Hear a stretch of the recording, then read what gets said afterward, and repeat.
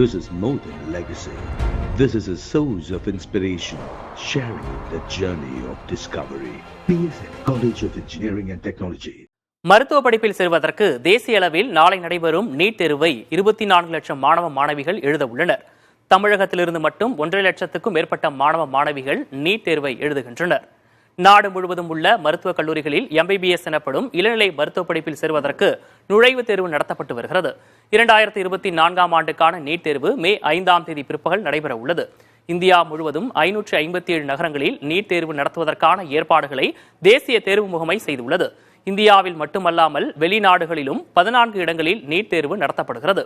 12ஆம் வகுப்பு முடித்த மாணவர்கள் நீட் தகுதி தேர்வு அடிப்படையில் மருத்துவ படிப்பில் சேர முடியும் என்பதால் நாடு முழுவதும் சுமார் 24 லட்சம் பேர் நீட் தேர்வுக்கு விண்ணப்பித்தனர். நாளை பிற்பகல் 2 மணிக்கு தொடங்கி மாலை 5:20 மணி வரை நீட் தேர்வு நடக்க உள்ளது. தேர்வு மையங்களுக்கு குறிப்பிட்ட காலத்துக்கு முன்பாக தேர்வர்கள் வந்து சேர வேண்டும் என்று ஏற்கனவே அறிவுறுத்தப்பட்டுள்ளது. This is more than legacy. This is a source of inspiration, sharing the journey of discovery. PSN College of Engineering and Technology.